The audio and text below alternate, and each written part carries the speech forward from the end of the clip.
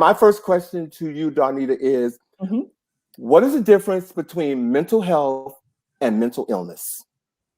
Okay, so when you think about mental health and mental illness, the easiest way to distinguish between the two is that mental health applies to everybody. Mental health is what you think about when you think about your physical health, whereas mental illness is something that is more serious, clinical in nature, and requires an actual diagnosis in order to be considered suffering from a mental illness.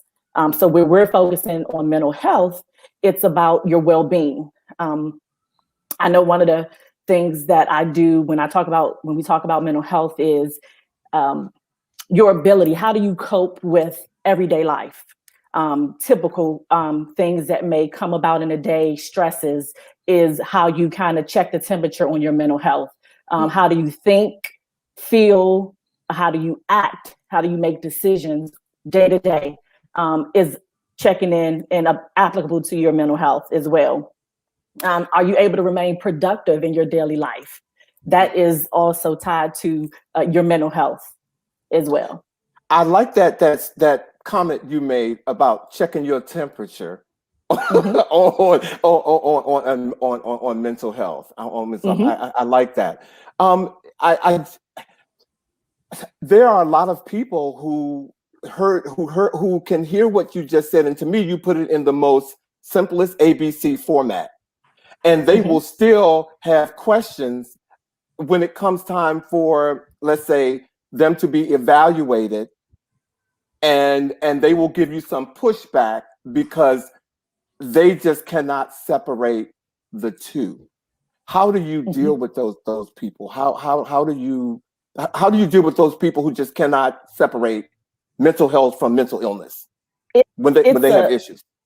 Well, it's a community responsibility, and it actually gets tied to the stigma that's associated with mental health in general. So one of the ways when I discuss mental health, I don't even use the words mental health. I use emotional wellness.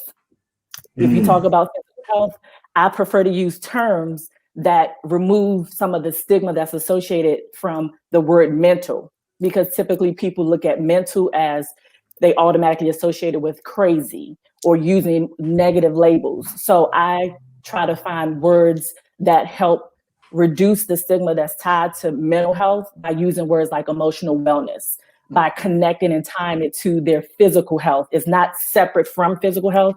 It is conjoined and a part of their physical health.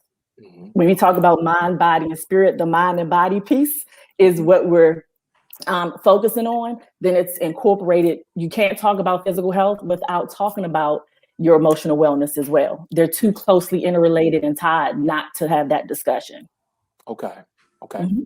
Jacques, Vash? I love that. I love how, in fact, I'm taking notes. I'm a nerd. So this is really helpful to me. And I love what you said about emotional wellness, because that really resonated, because that just lands so nicely. And everybody can say, yes, I'm concerned about yes, I'm concerned about my emotional wellness. But I find, and you mentioned stigma a couple of times in terms of how that is a thing with mental, especially in the Black community. So from your perspective as a professional, how do you actively advocate, or how do you personally deal with that stigma when it comes to mental health and pushing past those barriers so that people actually get the supportive services that they need?